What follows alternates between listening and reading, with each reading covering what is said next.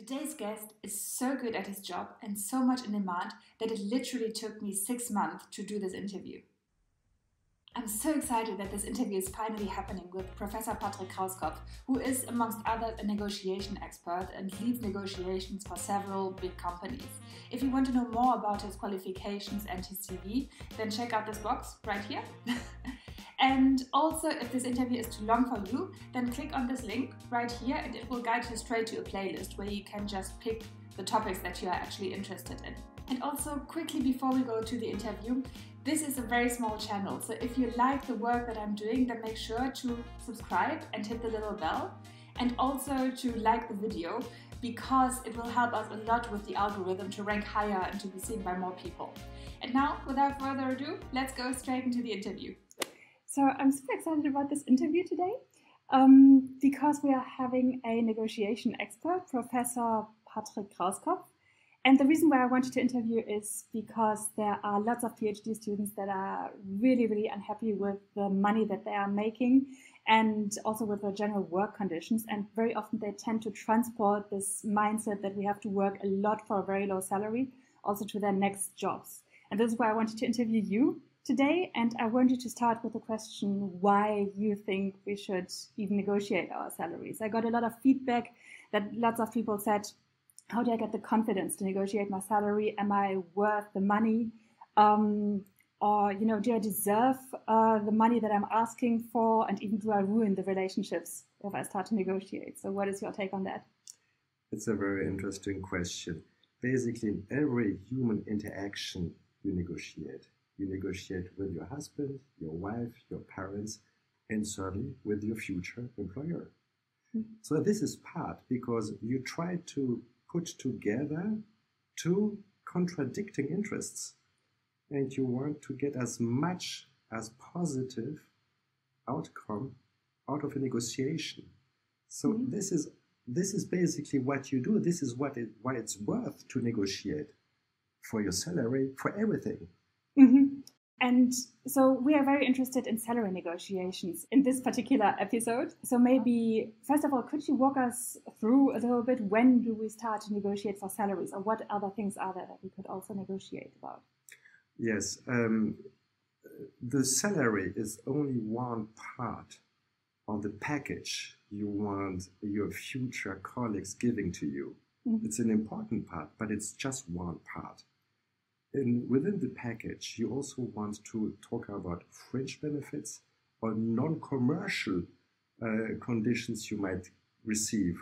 What about a car? What about a mobile phone? So you have to put everything in a perspective into a package. Perhaps your company is not able to reach your salary you want to have, but they are willing to give you other benefits. So salary, important thing, but don't focus, at least not during the first two interviews, on salaries. It's a wrong approach. Mm-hmm. Salary discussions would start usually at the third, fourth interview. And so the first 1, 2, 3 interviews are not here to settle a deal concerning the salary. Is you want to get as much information from your future colleagues as possible in order to take an informed decision. And the salary is an important part, as just one part. Okay, so there's actually a way to ruin a relationship when you start to negotiate about salaries. Oh yeah. I would never start talking about salary, even during the third interview. Don't be the first mover. Don't be the first mover. This is a big mistake. Okay. So when you talk about salaries, you are talking to an enterprise, a company, which basically wants to give fair conditions. No company wants to give an impression to all the interview partners that they are just lowering the salaries, they just want to have this reputation of engaging only basically slaves. The interview is not only for you the possibility of telling the company what you want, it's also for the company a possibility to show how attractive the company is for every future employee. Ah, okay. This is an interesting point that there is also, when we start to negotiate or when we enter salary negotiations, we only think about ourselves and very often we forget about what is at stake for the other person. So I think. Yeah, so right, Stephanie. And so you don't need to be afraid of negotiating. The guy is also very nervous, even the HR departments, because their interests are, perhaps they need you. They need you. They don't want you to sign with another company. So everybody is a little bit under pressure during such a situation. The problem is if you are running the HR department, if you are running the interview, and it's not your first interview, basically you give a kind of appearance of dominating or not being nervous.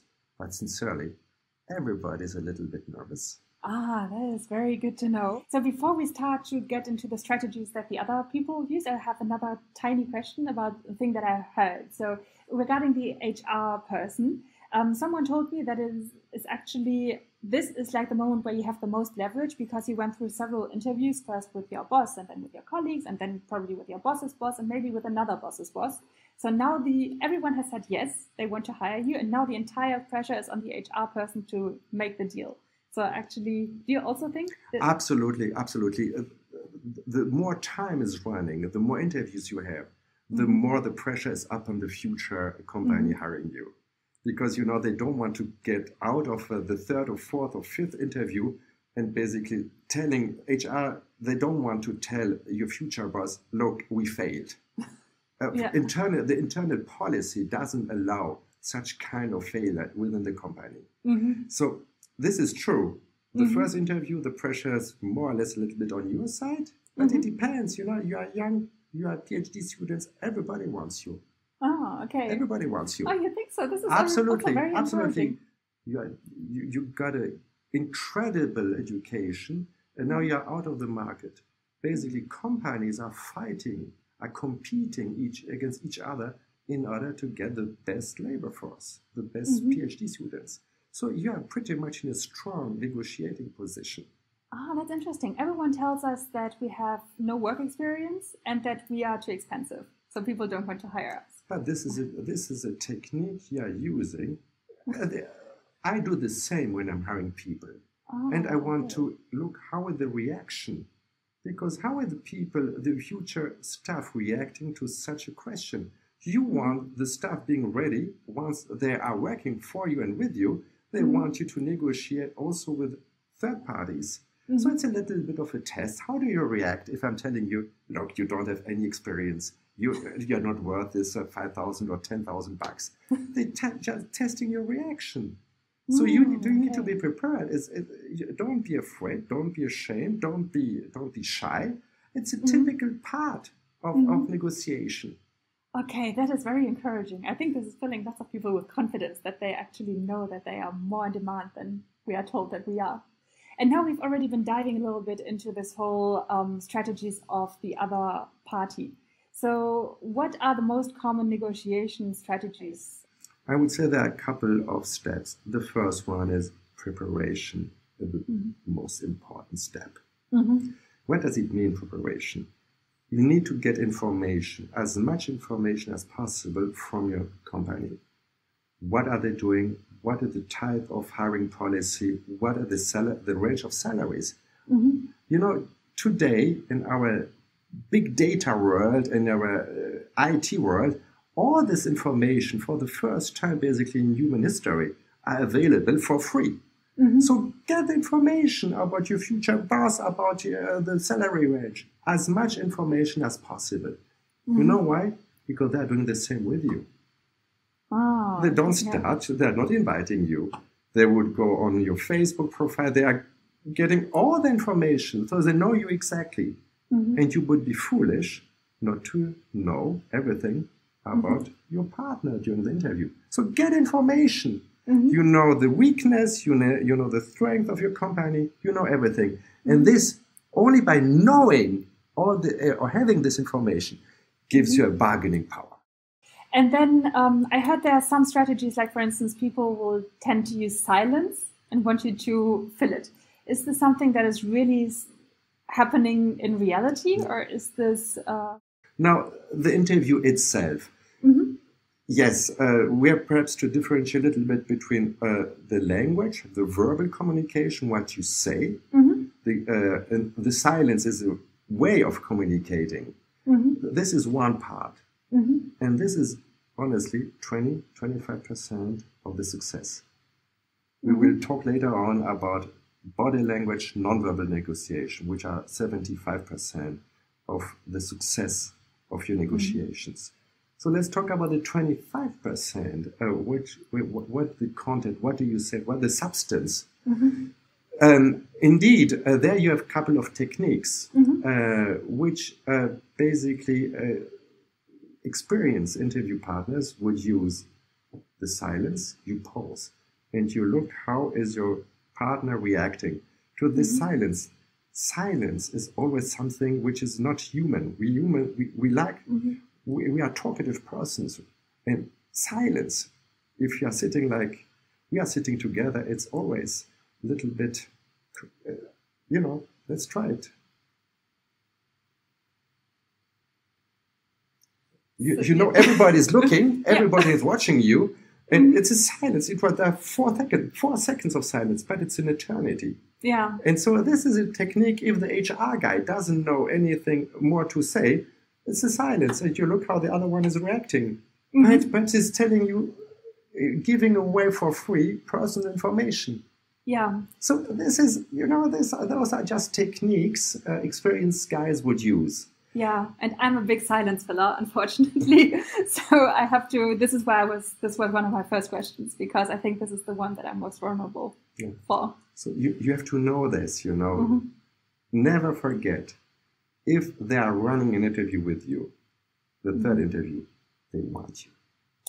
Okay, that is. So yeah, thank you for repeating this. This is really great, a great reminder. So then when we talk about salaries in general, what would you say is the range in which it is reasonable to negotiate? So I get one number, and so plus minus which percentage would you say would make sense to negotiate? Again, I insist, in a negotiation, salary is an important factor. Just make it clear that your decision about accepting to work for the company doesn't depend only about the salary, about the outcome of the negotiation of the salary.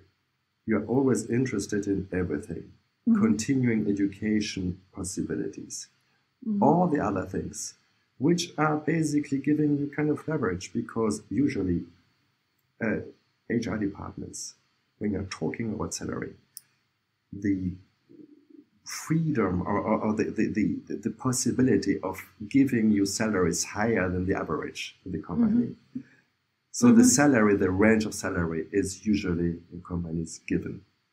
So you have perhaps 10%, a range of 10% where if you negotiate good, they're giving you a little bit more. We are talking about a couple of hundreds of Swiss francs or US dollars per month. Yeah. So 10%. Okay. And don't be mistaken. The possibility to go above the range almost does not exist, unless you are a genius. Well, this is also very important information, I think, to have, because some people maybe tend to overplay their card because they think there is a much bigger range than there really is. So it is very, The companies, they don't have the freedom to go to offer salaries which are going out of the roof. This is a cliche. It's not true. And what are, again, you mentioned quickly like education possibilities or something. So what are other things that is worth negotiating for? So it depends. If your family is living in Lausanne, for instance, and your company is the headquarters you're supposed to work with is in Paris or London, and your family doesn't want to move. So what do you want? Basically, you want to have the possibility of flying once or twice per month from London to Geneva. So this is basically part of the package you might negotiate, transportation costs, participation.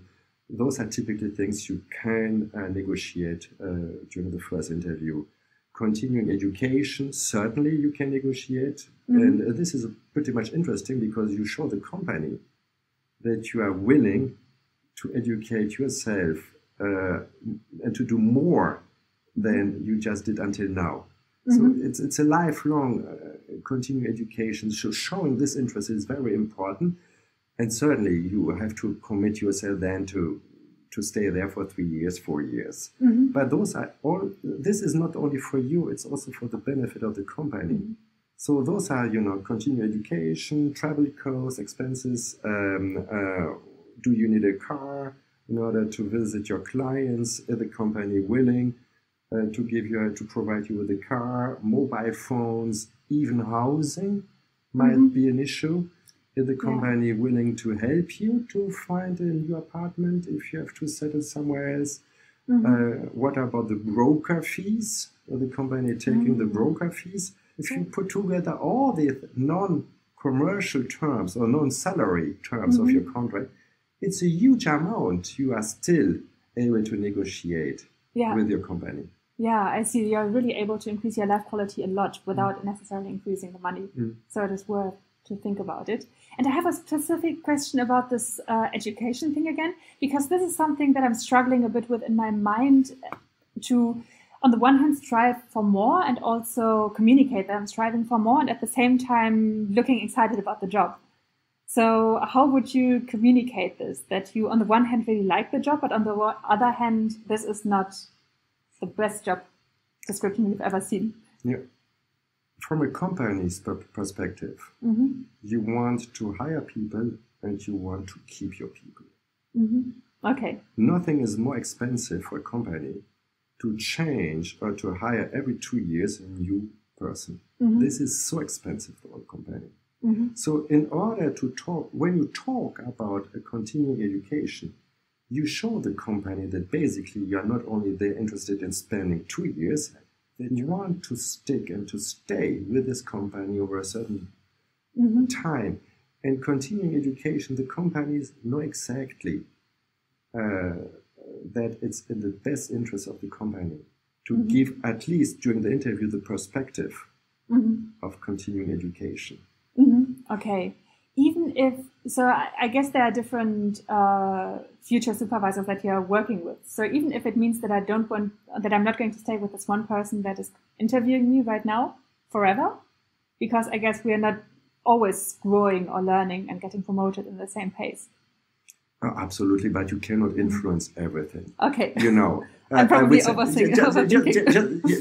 Just to come down to the reality, Stephanie. 90%, 95% of all decisions we are taking every day are decisions by instinct. I like you, I don't like you. I'm hungry, I'm not hungry. This is by instinct. And we are just talking during this interview about the 5 remaining percents where we try to run the negotiations. So if the first 95% are not working, if your instinct is telling you, I don't want to work with this lady, I don't want to work with this man, we don't have to talk about the 5 remaining percent of rational negotiation techniques. Okay. So we don't have to overestimate the negotiation, the skills, the technique. Okay. So then maybe let's dive into the instinct thing. And is there a way to tweak this a little? You mentioned that body language plays a large role in the way that we influence this instinct. I will disappoint you. This body language, the skills in body language are part of the 5%.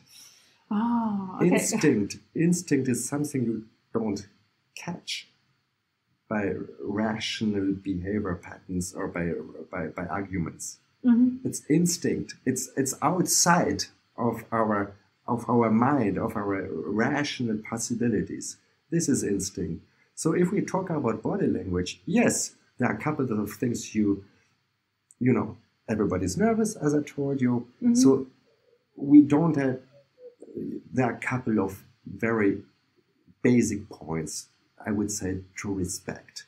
Right? Again, you are entering the room, somebody or 2 or 3 people are awaiting you for an interview. So you don't have the possibility of putting all the techniques of body language in your mind, because 40 seconds after you started your interview, everything is forgotten.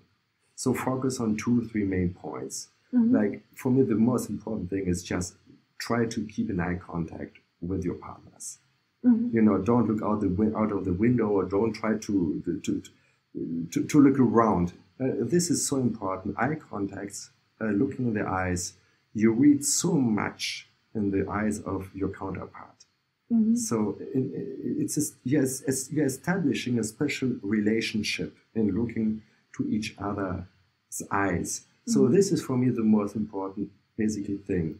And then you have other basic patterns, you know, don't sit like this, showing your defense, that you are defensive and that you are so nervous. And what do you do with your hands? Hands are always disturbing. During an interview, you don't want you are playing with your pencil. I immediately put my pen away when you said hands. So what do you do? And basically, there are a couple of basic techniques, and one is look at Angela Merkel. She's applying very consequently her own technique, which is a great technique. You know that. You don't make any mistakes by doing that. You are showing that you are interested. You are showing that you are grounded, that you are sure, that you are self-confident. This is the Angela Merkel technique. It's a great technique. Maybe we quickly, also because you were showing this under the table, we are talking about this. I'm sorry. So, this is Angela Merkel's technique, like this.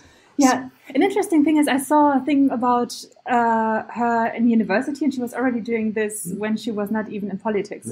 So it's a perfect technique, and it's easy to remember. It's easy to remember, you know, that you have the possibility during an interview, you are concentrated on listening to your interview partner. So you don't have the time to think about everything. But eye contact, don't look defensive, and try to control your hands a little bit. This is what you can do, what you can perhaps keep in mind during these 15, 20, 1-hour interviews. Everything is too much. You are not able to do it. That is a really good advice, especially just keeping your hands steady. I think everyone can do this without looking strange. And the rest, I would say, just be natural. Be yourself. This makes it, everybody has so, you know, they want to know your personality. And be natural, show what you are, who you are, and don't hide anything.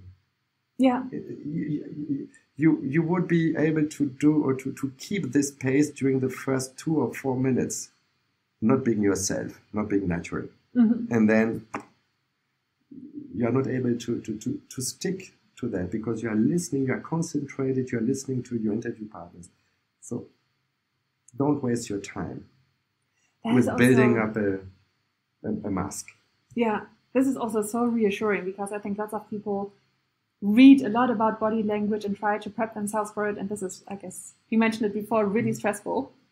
So, and out of curiosity, what are body language things that you pay attention to as someone who's very advanced in negotiation? You said the eyes, so is there something particular? Yes, there is certainly something you cannot train, and those are your legs. You can train the upper part of your body. Everything can be trained. This is the human body is able, and we are leaving now everything about education. The upper part of your body, something you can train, you can control with your mind. Hands, eyes, arms, and your upper part of the body. Legs, impossible. So it's impossible. If you're nervous, you can, even if you're nervous, and perhaps you're nervous today, I'm nervous, we can control our upper part of the body. Unfortunately, nobody's looking at your legs and my legs. So what we are tipping and so on because we are nervous. And this is what during negotiations, when I want really to know where I'm hurting or where I'm getting to a weak point, then basically I've always, myself or staff of mine, having a look at the legs of my counterpart. And then I know exactly, oh, this is now the weak point. Or I'm getting to an issue which is perhaps disturbing to the person, or where the person would like to hide an information. This is what I do, and what I trained in all the body language classes I took until now. The lower part of your body is giving you so much of information.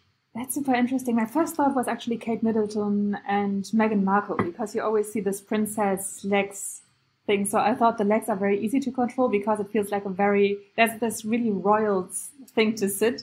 But no. This is because of our evolution.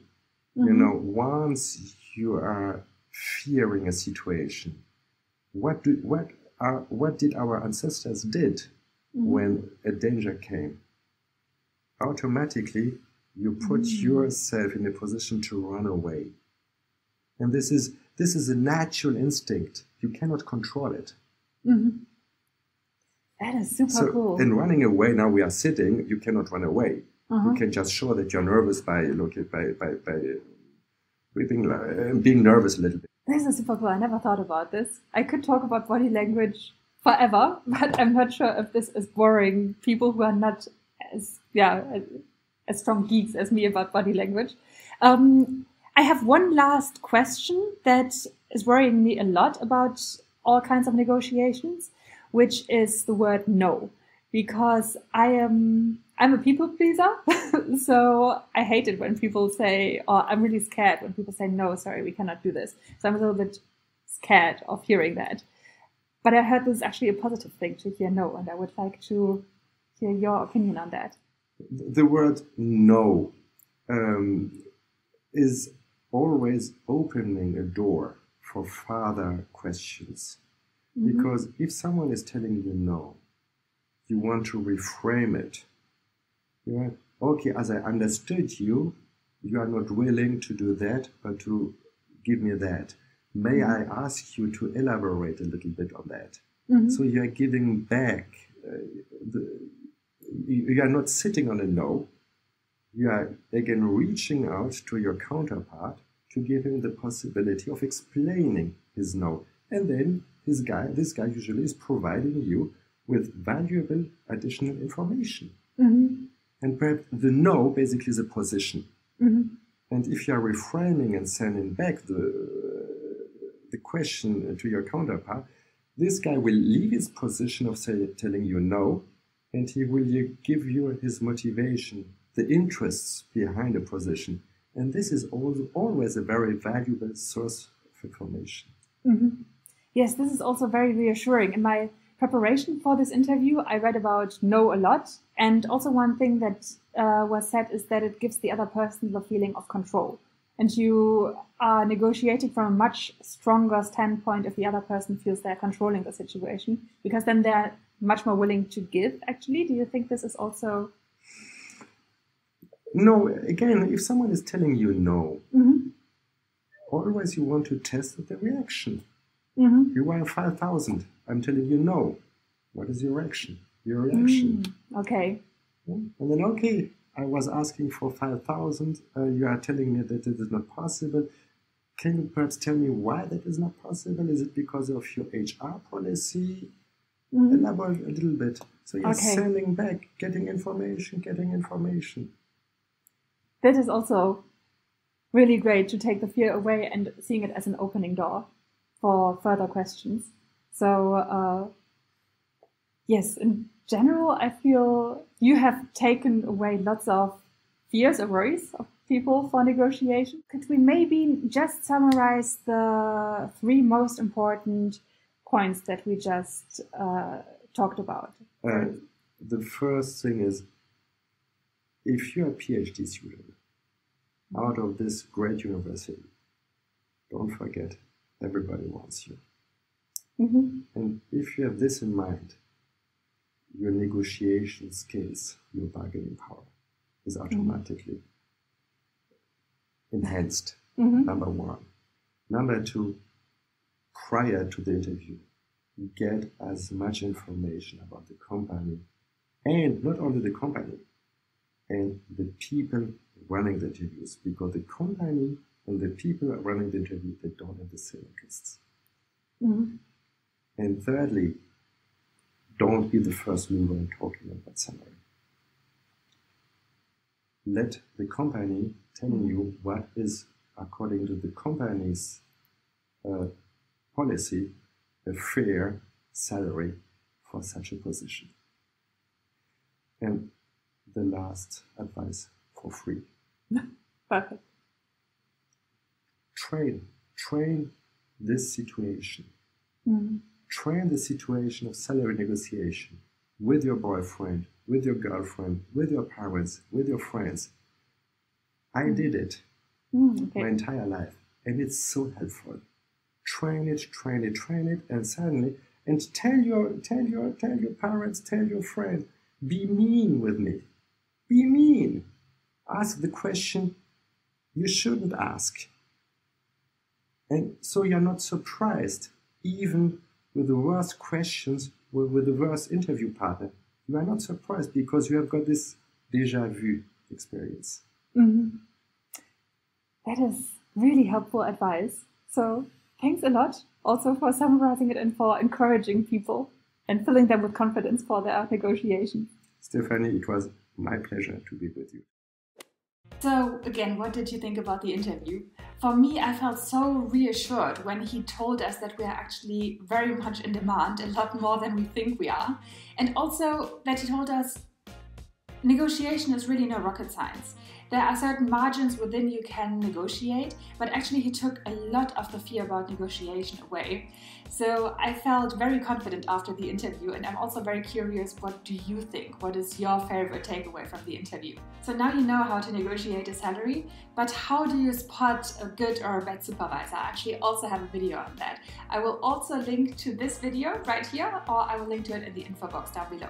And again, we are a small channel, so every like and every subscription helps us to be exposed to more people. So be sure to give us a like, subscribe to the channel, and also hit the little bell. And again, comment. All interaction helps us and helps us with the algorithm. Also, for some behind the scenes footage or for some additional tips and tricks, be sure to subscribe to Career Conversations on either LinkedIn or Twitter or Instagram, and there you will see a lot more of us. And with this, I wish you a great day, a happy negotiation, and good luck with your job hunt.